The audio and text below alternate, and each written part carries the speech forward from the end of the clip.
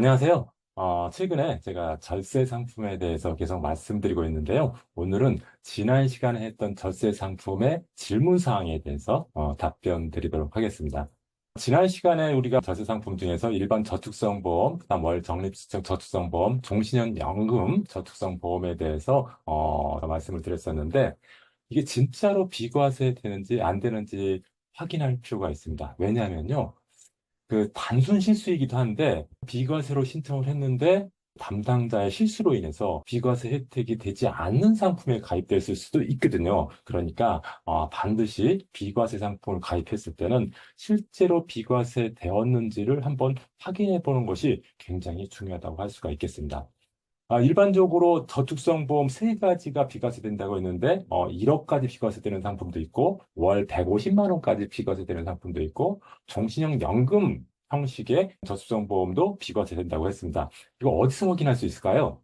일단 종신형 연금 같은 경우는 제한 없이 비과세가 되니까 뭐 금액 같은 거 한도 같은 거는 특별하게 조회할 필요가 없지만은 일반 저축성 보험이나 월 적립식 저축성 보험 같은 경우는 한도가 있죠. 그런 한도를 확인할 수가 있습니다. 어디서 할 수 있냐면은 내가 가입한 보험의 은행 또는 그 보험사에 찾아가서 그 저축성 보험의 비과세 내역을 조회해 보면은 확인할 수가 있습니다. 일반적으로 비과세 코드 74는 월 적립식 저축성 보험의 한도를 표시하고 있고요. 75번은 일반 저축성 보험, 1억까지 비과세되는 상품의 비과세 한도를 조회해 볼 수가 있는데 저축성 보험의 비과세 내역을 조회해 봤더니 한도가 꽉 차 있다. 하나도 쓰여진 게 없다. 그랬을 때는 비과세로 설정되어 있지 않은 거죠. 비과세 한도가 1억인데 다 설정됐다. 그러면 비과세 한도는 제로가 되겠죠. 이렇게 확인해 볼 수가 있다는 것입니다. 그래서 비과세 상품에 가입했을 때는 반드시 그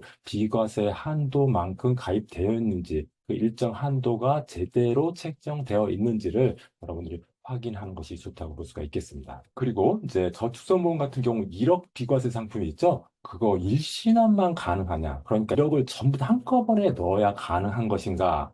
이런 질문이 있었는데요. 일시납으로 1억을 할 수도 있습니다. 뭐 부부가 한다고 하면은 남편이 일시납 1억, 뭐 부인이 일시납 1억 이렇게 할 수도 있는데 반드시 일시납으로 해야 되는 건 아닙니다. 그러니까 매월 예를 들어서 매월 83만 원씩 10년 동안 납입하면 한 1억 가까이 되거든요. 이렇게 해도 비과세 혜택이 있고요.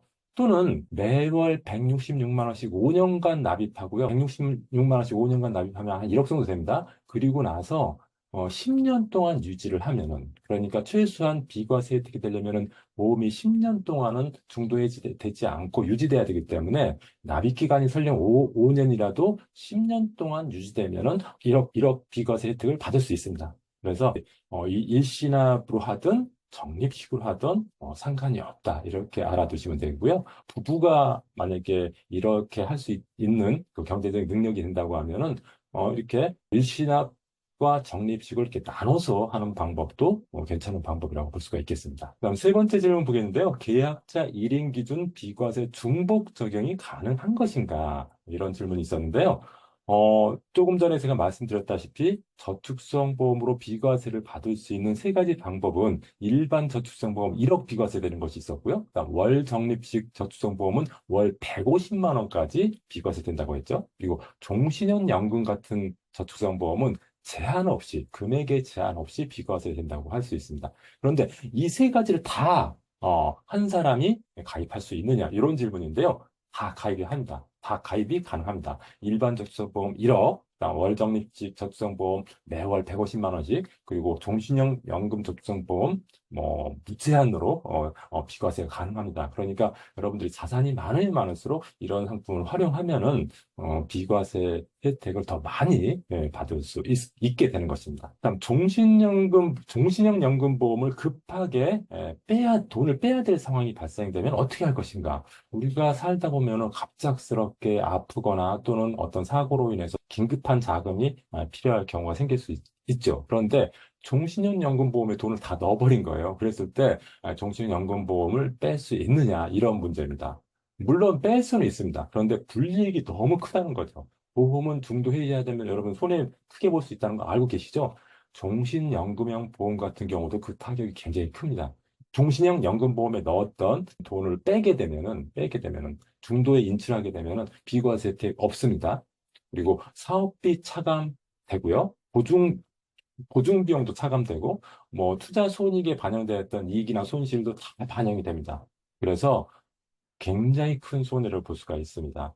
종신형 연금보험은 반드시 죽을 때까지 연금으로만 받았을 때 비과세 혜택도 있고 연금상의 수급 혜택이 있는 것이지 중도에 해약하거나 인출을 하게 되면은 이러한 모든 혜택이 모두 없어집니다.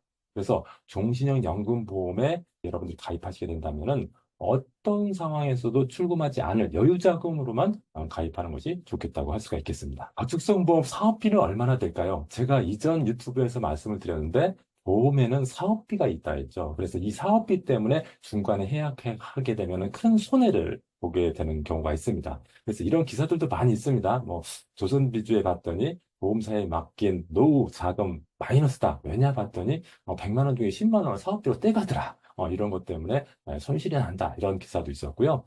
또 한국경제 기사에는 뭐 변액보험 사업비 비중만 11%, 수익이 났는데도 실제로는 손실이다. 이런 기사도 있었고요. 고양신문에는 보험회사가 저성보험 사업비에 대해서 잘 말해주지 않는다. 이런 기사도 있었습니다. 한번 제가 구체적으로 한번 보겠습니다. 보험료의 구성은 일반적으로 이렇게 되어 있습니다. 보험료는 저축보험료, 부가보험료, 위험보험료 이렇게 세 가지로 구성이 되어 있습니다. 그러니까 예를 들자면은 내가 100만 원의 보험료를 매월 낸다고 하면은 100만 원 중에서 한 90만 원 정도는 저축보험료, 9만 9천 원 정도는 부가보험료, 1천 원 정도는 위험보험료로 쓰여진다는 겁니다. 저축보험료는 만기나 중도 해약할 때 다시 돌려줄 수 있는 돈을 저축 부가보험료는 보험은 보험 사업을 할 때 비용이 들어가거든요. 설계사들한테 수당도 줘야 되고 그 보험회사의 직원들 월급도 줘야 되고 이러한 비용을 보험료에서 뗍니다. 이런 것들이 보험 상품의 특징인데 이런 부가보험료를 뗀다는 점들이 굉장히 특징적인데 이 부가보험료를 사업비라고 보통 명칭합니다. 그래서 사업비 쪽으로 한 9만 9천 원 뗄 수가 있고요. 위험보험료로 1,000원 정도 떼는데 이것은 뭐냐면은 이 보험 가입한 사람 중에서 누군가가 사고가 나면은 그 보험금을 줘야 되잖아요. 그 보험금을 줄 수 있는 재원을 위험보험료라는 형태로 떼어납니다. 여기서 90만 원, 9만 9천 원, 1,000원은 제가 임의적으로 이렇게 그냥 설정해 놓은 거고 모든 보험이 이렇다는 소리가 아닙니다. 일반적으로 저축보험과 부가보험료, 그다음 위험보험료 이런 형태로 나누어서 부가보험료하고 위험보험료 같은 경우는 나와 상관없이 돈이 떼어져 나가서 다른 상황에서 쓰여진다. 순수하게 나를 위한 보험은 저축보험료 90만 원밖에 없다. 이런 것을 설명하기 위한 것이지 반드시 100만 원 중에 90%인 90만 원 저축보험료다. 이런 것을 말씀드리는 것은 아닙니다. 모든 보험회사가 저축보험료, 부가보험료, 위험보험료의 비율이 다 다릅니다. 그러니까 여러분들은 가입한 보험에 저축보험료, 부가보험료가 얼마가 되느냐는 해당 보험회사의 그, 그 공시 내용을 보면 알 수가 있습니다. 그 부분에 대해서 좀 여러분한테 제가 알려드리도록 하겠습니다. 사업비를 많이 받는 보험회사가 있고요. 사업비를 적게 받는 보험회사가 있습니다. 그러면 보험 가입자 입장에서 봤을 때 사업비를 많이 받는 보험사가 좋을까요? 사업비를 적게 받는 보험사가 좋을까요? 사업비를 적게 받는 보험사가 좋겠죠. 왜냐하면 사업비는 내 보험료에서 떨어져 나가는 돈이니까 사업비를 적게 받는 보험사를 찾는 것이 중요한데요. 이것을 어디서 찾을 수 있느냐? 생명보험 같은 경우에는 생명보험협회 공시실이라는 사이트가 있고요. 손해보험 같은 경우에는 손해보험협회 공시실이라는 사이트가 있습니다. 내가 만약에 생명보험 가입했다고 하면 생명보험협회 공시실에 들어가면은 해당 상품명을 입력을 하면은 그 해당 상품의 사업 비율과 위험 보험료가 얼마인지를 알 수가 있습니다. 그러니까 그 부가보험료하고 위험보험료를 알 수가 있습니다. 부가보험료는 사업 비율이라고 표시되어 있습니다. 제가 빨간 걸로 동그라미 쳐놓은 데 있죠? 사업 비율 부분은 부가보험료에 해당되는 부분이고요. 위험보장이라고 한 초록색 동그라미는 이것은 위험보험료에 해당되는 부분이라고 할 수가 있겠습니다. 제가 한번 하나 어떤 상품을 캡처했는데 이 상품 같은 경우는 사업 비율이 1년 차에는 9.68, 20년 차에는 11.55% 정도 사업비가 나간다. 다시 말하면 내 보험료에서 요만큼 비율이 떨어져 나간다라고 볼 수가 있겠습니다. 그럼 유연보험료는 뭐 1년 차 같은 경우는 0.0040%, 그다음에 20년 차 0.0147%. 유연보험료는 사실 비율로 보면 굉장히 적죠. 가장 많은 비중을 차지하는 것은 사업 비율, 다시 말하면 사업비라고 볼 수가 있는데 보통 10% 내외 정도 사업비를 떼고 있습니다. 내 보험료에서 떼나가는 거니까 내 입장에서 보면 손해죠. 그러니까 가능하면 사업비를 적게 받는 그런 보험사를 선택하는 것이 좋다고 볼 수가 있겠습니다. 저축성 보험 어떤 거 선택할 것이냐, 선택 기준을 중심으로 봤을 때 저축성 보험의 사업비를 한번 비교해 보는 것이 좋다고 볼 수가 있겠습니다. 예를 들어서 일반 저축성 보험, 1억까지 비과세는 일반 저축성 보험을 선택하려고 하는데 A 보험사의 사업비는 7.29이고 B 보험사의 사업비는 4.81입니다. 그럼 어떤 거 선택해야겠습니까? B보험사 4.81짜리 사업비 때는 그런 상품을 선택해야겠죠. 또 월 적립식 저축성 월 이거 150만 원까지 매월 150만 원까지 비과세 된다고 했는데 A보험사 같은 경우 사업비가 4.57, B보험사는 2.30. 그럼 2.30인 B보험사를 선택해야겠죠. 세 번째, 종신형 연금보험. 이거 금액에 상관없이 비과세 된다고 했죠? 근데 A보험사는 8.78%를 사업비로 떼고 있습니다. B보험사는 1.15밖에 안 떼요. 그럼 어떤 거 선택해야 돼요? B보험사를 선택해야겠죠. 이렇게 각 그 보험사마다 사업비를 조회할 수 있는데 해당 상품의 그 공시실에 들어가가지고 조회하면 사업비가 어느 정도 비율로 떼는지를 알 수가 있습니다. 예를 들자면, 제가 한번 캡처해 봤는데, 월 적립식으로 넣었을 때 어떤 저축성 보험을 봤더니, 사업 비율 빨간 걸로 표시한 부분 보이시죠? 이 10년 차가 4.57인데, 밑에 있는 다른 보험을 봤더니 10년 차가 2.30밖에 안 됩니다. 이렇게 해당 상품을 조회할 수 있다는 거죠. 그래서 사업비가 가능하면 적은 상품을 선택하는 게 좋겠다. 이렇게 말씀을 드릴 수가 있고요.